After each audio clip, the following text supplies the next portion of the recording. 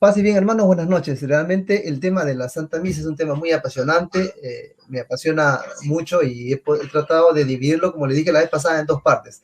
Recordemos que en la primera parte hablábamos, para una mejor comprensión, de que la misa es cuando se asemeja mucho cuando invitamos a unos amigos o familiares a nuestra casa. O sea, la primera parte es, pasamos a la sala, conversamos un poco, que vendría a ser la liturgia de la palabra, y luego ya pasamos a la parte central, que es la cena o la comida, que sería la liturgia de la Eucaristía.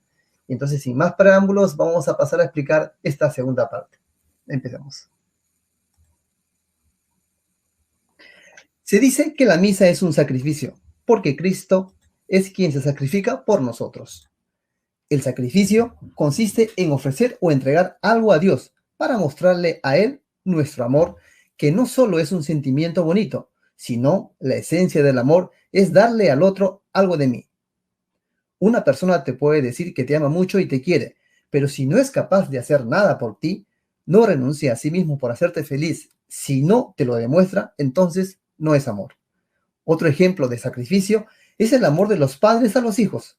No solo le decimos que los amamos, sino se los demostramos trabajando por ellos y su bienestar. Sacrificio es, pues, hermanos, es algo que es mío y muy valioso, te lo entrego a ti por amor. Y es que sin sacrificio no hay amor. Recordemos que antiguamente los pueblos sacrificaban lo mejor de ellos. Si eran pueblos ganaderos, sacrificaban la mejor vaca, el mejor cordero, es decir, el mejor animal, y no el que estuviera enfermo o con defecto. La palabra sacrificio viene de la unión de dos palabras latinas, sacrum, que significa sagrado, y facere, que significa hacer, es decir, es hacer algo sagrado. Los judíos ofrecían el sacrificio del cordero pascual. Dios, antes de enviar al ángel exterminador, le dice a Moisés que sacrifiquen un cordero limpio y sano, y se coman su carne y pinten el cincel de sus puertas, de su casa, con la sangre del cordero, para no ser muertos, y los libera de la muerte y del poder opresor del faraón de Egipto. Los ayuda a huir hacia la tierra prometida, abriendo las aguas del Mar Rojo, para que ellos pasen y sean libres. Nosotros, hoy también, para que el ángel de la muerte no tenga poder sobre nosotros, Dios nos ha liberado del pecado y hemos pasado también por las aguas, no precisamente del Mar Rojo, sino por las aguas del bautismo. Pero además, estamos atravesando por un desierto, así como Moisés y su pueblo. Este desierto para nosotros son las dificultades y problemas que se nos presentan en nuestra vida cristiana. El Cordero Pascual de ese entonces era un anticipo a la venida del verdadero Cordero. En la última cena, el día de la Pascua judía, el Señor se reúne con sus discípulos para demostrarles que el verdadero Cordero de Dios, que se iba a sacrificar para librarlos de la muerte, era Él, el mismo Jesús. Los marcos de los cinceles de la puerta, que se marcaron con la sangre del Cordero como señal, eran en forma también vertical y horizontal, y Jesús, al ser sacrificado, también deja las marcas de su sangre en la cruz, que tiene dos maderos, justamente uno vertical y otro horizontal. Por ello, en nuestra Pascua, nosotros no celebramos la liberación de Egipto, sino la liberación del pecado. La misa y el sacerdocio. ¿Qué significa ser sacerdote? Sacerdote era el hombre que ofrecía el sacrificio. En la misa, el sacerdote ofrece el sacrificio de Cristo en un altar donde se pone a la víctima a ser sacrificada. En este caso, es el mismo Jesús que ofrece su vida, y la intención es salvar al mundo. Jesús es sacerdote y víctima a la vez, porque él mismo se sacrifica. Hoy, los sacerdotes tienen la misión de ofrecer el sacrificio de Cristo en la Eucaristía, pero también todos los bautizados somos sacerdotes. Recordemos que a través del bautismo todos participamos de tres funciones específicas: sacerdotal, profética y real. Es decir, somos sacerdotes, profetas y reyes. Somos sacerdotes porque todos estamos llamados a servir a los demás. Perdón, somos reyes, ¿no? Porque todos estamos llamados a servir a los demás. Somos profetas porque el profeta habla en nombre de Dios. Dios les hablaba y ellos transmitían los que escuchaban de Dios. Nosotros también Debemos compartir con los demás lo que hemos recibido de Dios y anunciar a los demás de su palabra. Y somos sacerdotes. Participamos no del sacerdocio de un sacerdote consagrado. Este sacerdocio es ministerial por el sacramento del orden sacerdotal. Nuestro sacerdocio es denominado común de los fieles por el sacramento del bautismo.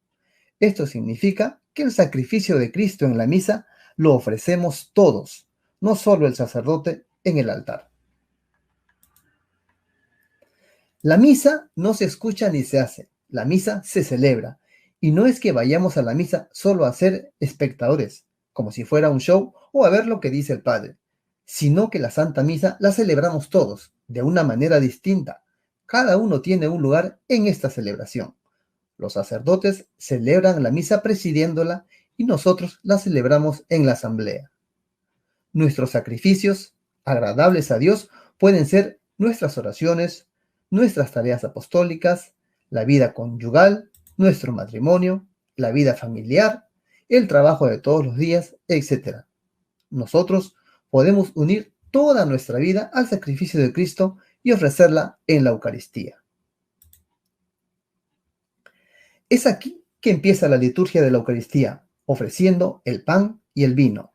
Se va en procesión para simbolizar que este pan y este vino sale del pueblo y son nuestras ofrendas que luego se convertirán en el cuerpo y la sangre de Cristo. Se las dan al sacerdote para que la ponga en el lugar de sacrificio que es el altar.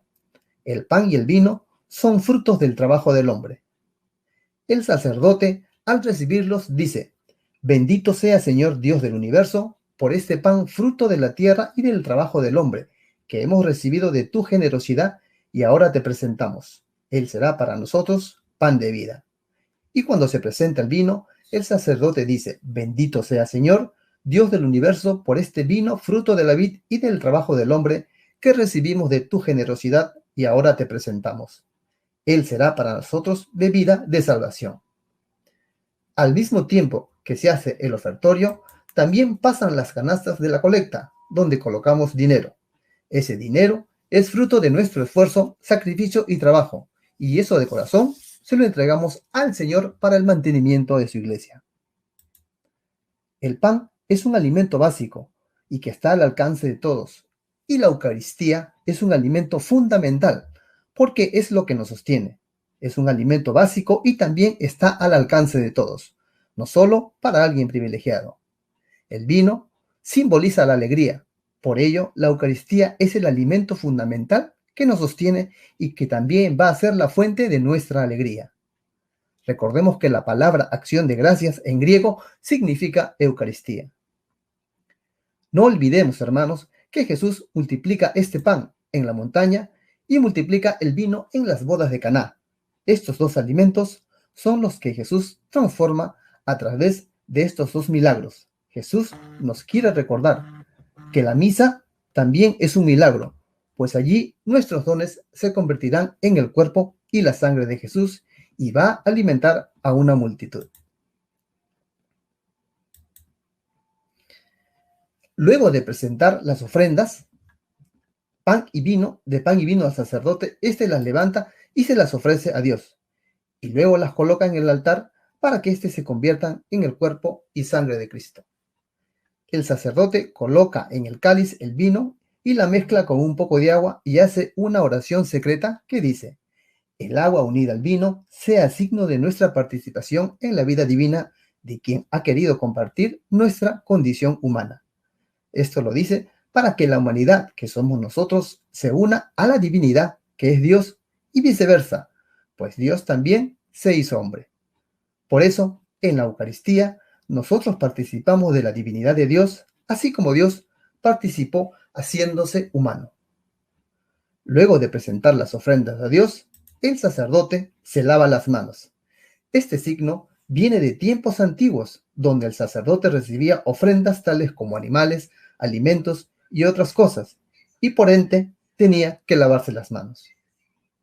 Hoy ya no es tanto ese significado, pues las ofrendas son solo pan y vino, pero al lavarse las manos, el sacerdote le pide a Dios que lo purifique de todos sus pecados para celebrar el sacrificio de Cristo. En este momento, También el sacerdote hace una oración para sí mismo, diciendo: lávame, Señor, de mis pecados y purifícame de mis delitos. Porque a veces no están sucias las manos, sino el corazón. Esto lo hace antes de pasar a la plegaria eucarística. Luego viene la oración sobre las ofrendas y luego el prefacio. Esta palabra viene de la unión de dos palabras latinas, pre y factum. Pre, que significa antes, y factum, que significa hecho. Es decir, que es la oración que está antes del hecho. Pero ¿de cuál hecho hablamos, hermanos? Este hecho es el corazón de la misa, que es la consagración. Esta empieza cuando el sacerdote dice: el Señor esté con ustedes, y respondemos: y con tu espíritu. Levantemos el corazón, lo tenemos levantado hacia el Señor. Demos gracias al Señor nuestro Dios, es justo y necesario. El prefacio es importante porque expone las actitudes interiores que debemos tener para llegar al momento más importante de la misa. Veamos. Al decir: el Señor esté con ustedes, y respondemos: con tu espíritu, nos pone en presencia de Dios. Es un momento muy sagrado, porque en pocos minutos Jesús va a estar en su cuerpo y en su sangre frente a nosotros. Luego, levantemos el corazón, lo tenemos levantado hacia el Señor. Esto expresa que tenemos que tener una actitud espiritual, es decir, que nuestro corazón debe estar unido más que a las cosas terrenales, a las cosas del cielo, ya que un pedazo del cielo, que es Dios, bajará pronto para estar con nosotros. Es un momento en que debemos estar concentrados y no pensando en otras cosas como preocupaciones, algún otro recuerdo, etc. Luego se dice: demos gracias al Señor nuestro Dios, es justo y necesario.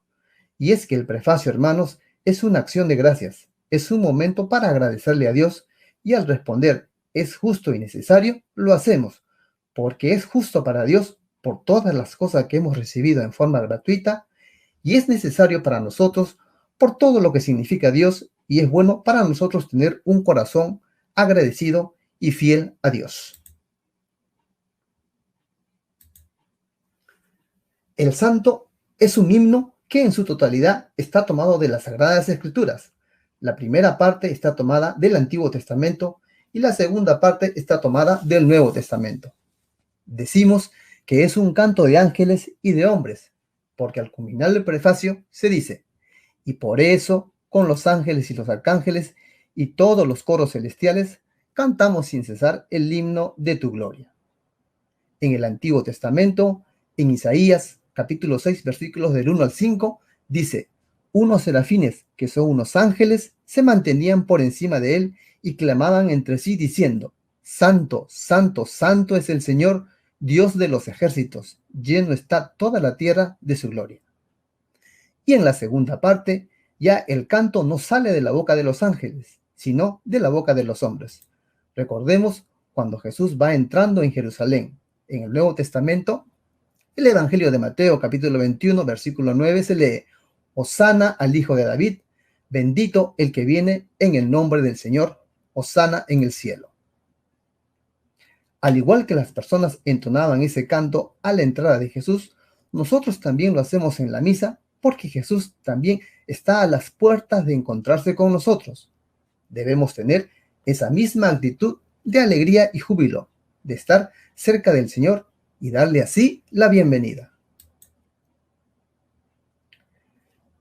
La plegaria eucarística es toda esta oración que está alrededor del relato de la institución de la consagración, cuando Cristo se hace presente en la Eucaristía. Esta oración está dirigida al Dios Padre. La plegaria eucarística empieza desde el prefacio que ya hemos visto y continúan las otras plegarias. Las plegarias eucarísticas son varias y distintas a utilizar. Sin embargo, hay 4 plegarias, hermanos, fundamentales que el sacerdote puede utilizar. La plegaria eucarística número 1, que es la más larga; la plegaria eucarística número 2, que es la más corta de todas y se usa entre semana; la plegaria eucarística número 3, que se utiliza mucho, sobre todo los domingos; y la plegaria eucarística número 4, que es la que muy poco se utiliza. Después del santo viene la epíclesis, que es la invocación del Espíritu Santo sobre las ofrendas. Quien se ofrece es el Hijo al Padre Dios, y se ofrece por el Espíritu Santo. Toda oración epíclesis invoca al Espíritu Santo y se usa también en los sacramentos. La epíclesis se reconoce como siempre cuando el sacerdote hace la imposición de las manos y se toca las campanitas para decir: aquí está presente Dios y el Espíritu Santo está descendiendo en ese momento. Por eso nos ponemos de rodillas, significado que nos hacemos chicos ante el Rey, reconociendo su grandeza y reconociendo nuestra pequeñez. Estamos en el corazón de la misa y vamos a ser obedientes al mandato que Jesús nos dejó en la última cena. Él tomó el pan y les dijo: hagan esto en memoria mía. Y ese mandato ha resonado en todos los apóstoles y ahora en todos los cristianos. Los católicos seguimos celebrando la Eucaristía porque Cristo nos los mandó al decir: hagan esto en memoria mía. Cada vez que celebramos el sacrificio de Cristo en la Eucaristía, estamos actualizando lo que Jesús hizo en la última cena, y lo hacemos porque Él nos los ha pedido, porque sabe que es lo mejor para nosotros. El sacerdote pronuncia las mismas palabras que dijo Cristo y lo dice en la persona de Cristo, es decir, en ese momento actúa en la persona de Cristo. Por ello dicen: tomen y coman porque este es mi cuerpo. Igualmente pasa en la confesión cuando el sacerdote dice: y yo te absuelvo de todos tus pecados en el nombre del Padre, del Hijo y del Espíritu Santo. El Viernes Santo es el día en que se sacrificaba el cordero para celebrar la Pascua, y ese mismo viernes se sacrifica al verdadero cordero, que es Jesús. Este ya no es el paso de la esclavitud de Egipto a la libertad, sino es el paso de la esclavitud del pecado a la libertad de ser hijos de Dios, y ese paso se da justamente con el sacrificio de Cristo. Por lo tanto, lo que se celebra en cada misa es hacer actual el sacrificio de Cristo en la cruz. No olvidemos esto, que es muy importante: es hacer actual el sacrificio de Cristo en la cruz. Actualizamos esa entrega del Cordero de Dios que quita el pecado del mundo.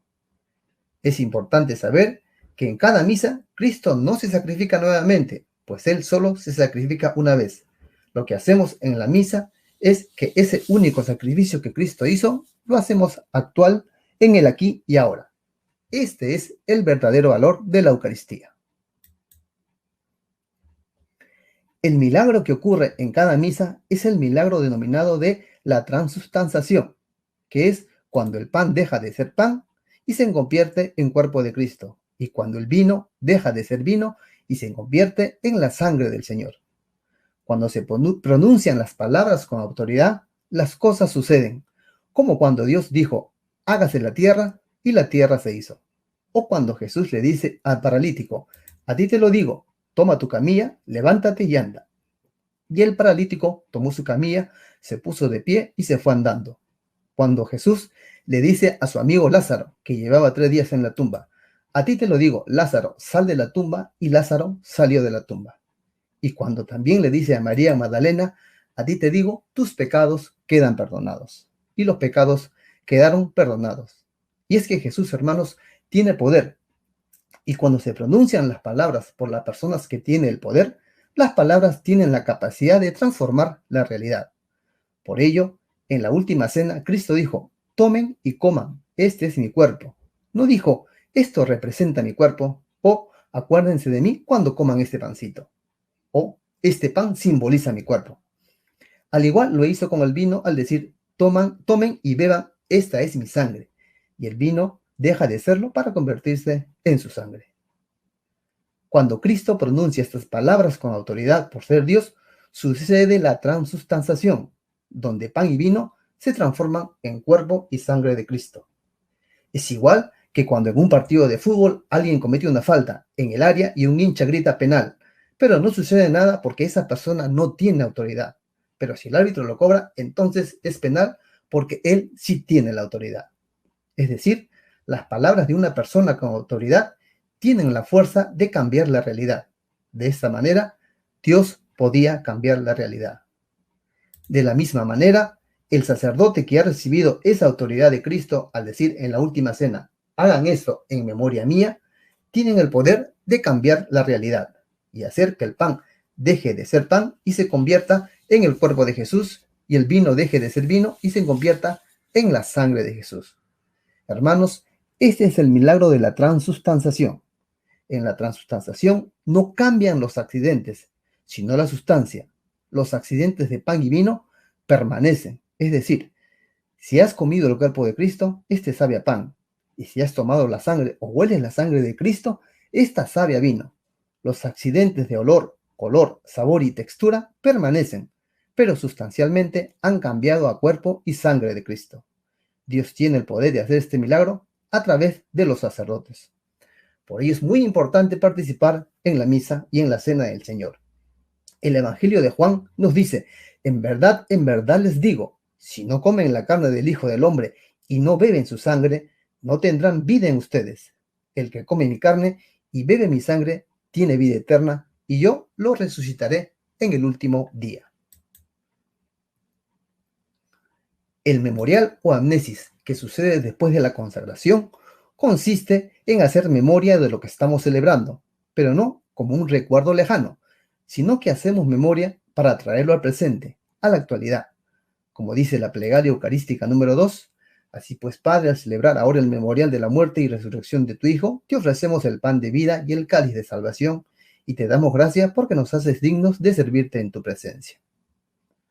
Luego vienen las intercesiones, siendo conscientes que estamos frente a las especies eucarísticas, frente al mismo Cristo en el altar. La Iglesia aprovecha para pedirle a Dios por sus necesidades según sea el caso, un bautizado, un enfermo, un matrimonio, un difunto, por todos los presentes, etc.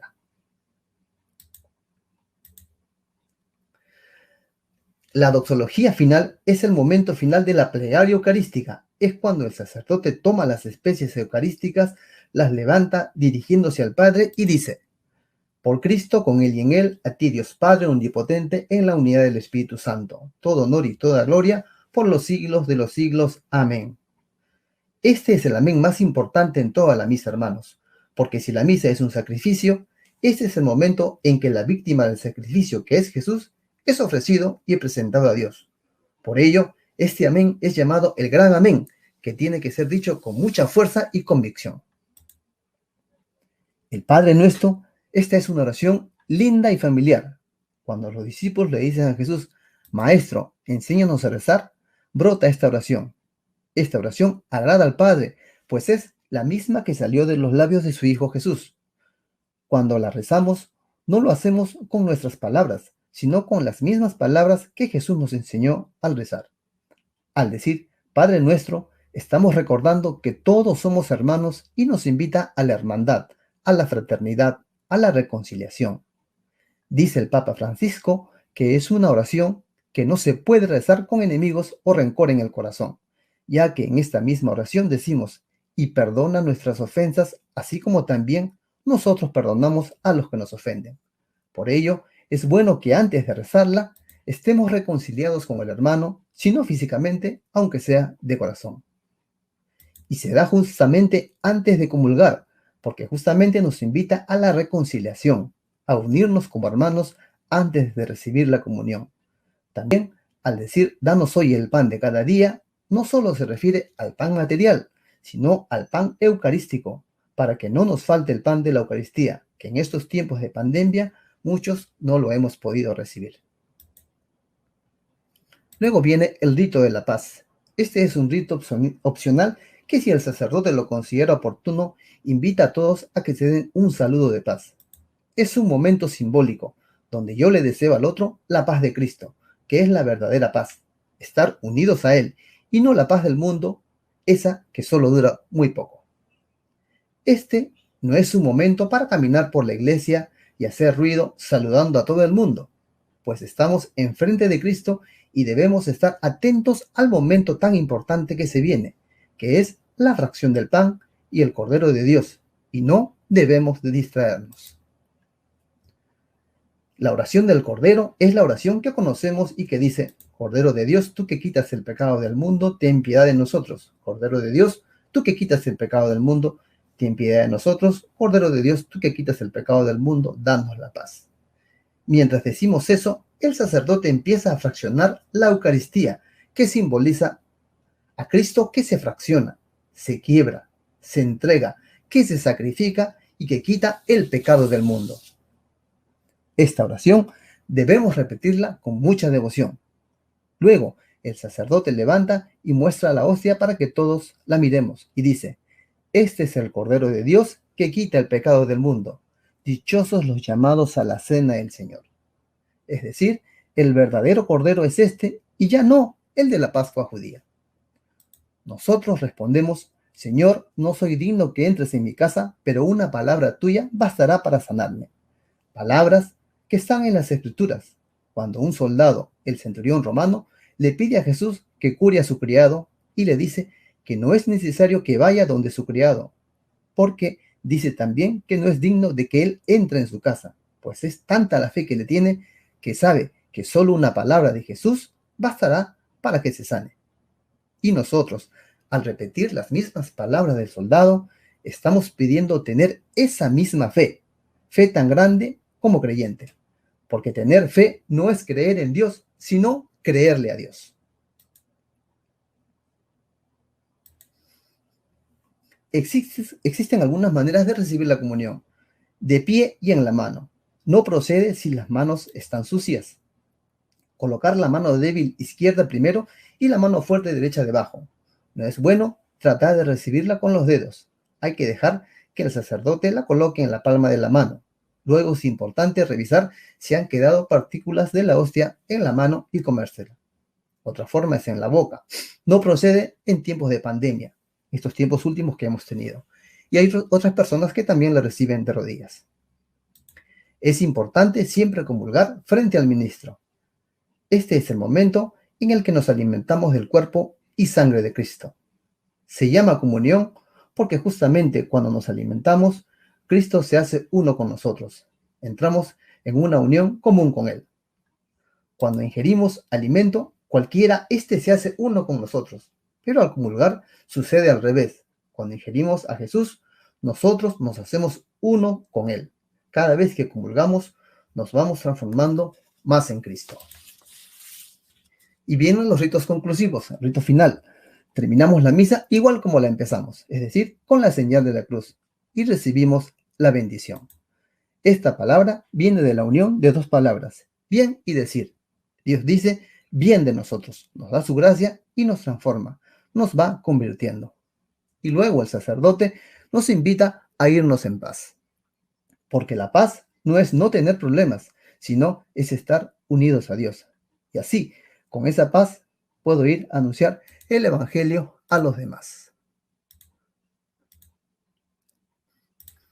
Bueno, hermanos, espero que con esta parte final les haya servido mucho la explicación que se les ha dado.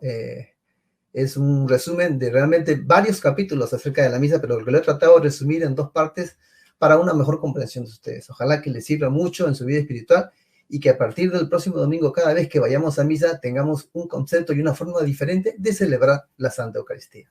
Muchas gracias.